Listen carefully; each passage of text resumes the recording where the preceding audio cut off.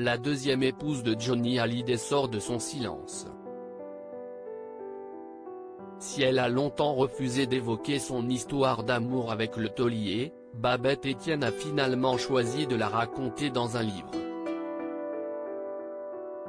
Dans celui-ci, l'ancienne mannequin se souvient de sa rencontre avec le rocker, de sa personnalité jalouse et romantique mais également de leur mariage éclair et de leur rupture, lorsque la route de Johnny Hallyday a croisé celle de Nathalie Baye. Un moment douloureux pour Babette Etienne, qui garde une tendresse particulière pour lui. En 1980, quelques mois après leur rencontre, les deux ont emménagé dans un appartement commun sur la célèbre avenue Foch de Paris. Et pour leur nid douillet, l'un comme l'autre ont tenu à voyager léger. Dans son livre, elle écrit que s'engager avec une petite valise, si est plus facile. Pour partir sans bruit ni laisser de traces. Dans une interview accordée à Closer, actuellement en kiosque, Babette Etienne raconte n'avoir emporté que peu de choses. C'était ma personnalité. Je ne pensais pas au lendemain, confie-t-elle. Tout ce qui comptait, c'était d'être avec lui.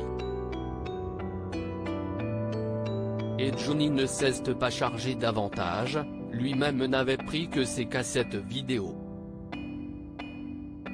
Dans nos colonnes, elle raconte également la plus grande peur de Johnny Hallyday, la solitude.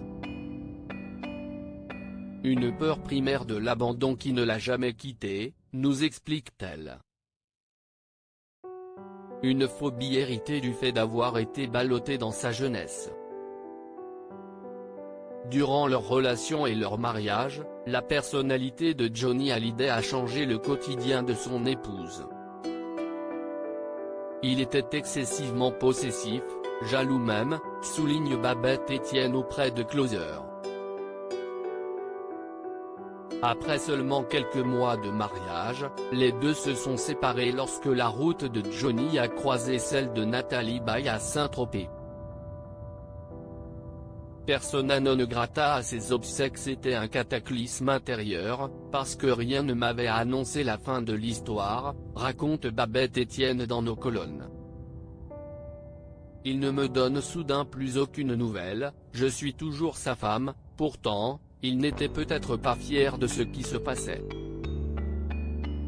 Longtemps silencieuse, elle a finalement choisi d'évoquer leur amour aussi passionnel que déchirant. Grâce à son fils.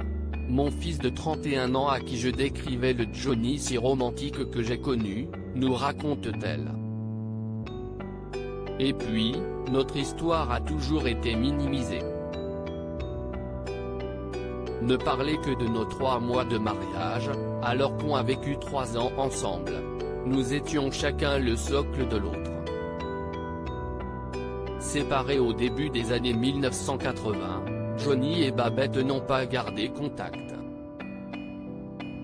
La deuxième épouse du taulier n'a même pas pu assister à ses obsèques. J'ai demandé à son entourage, mais personne ne m'a jamais répondu, regrette Babette Etienne. Comme si je n'avais jamais existé.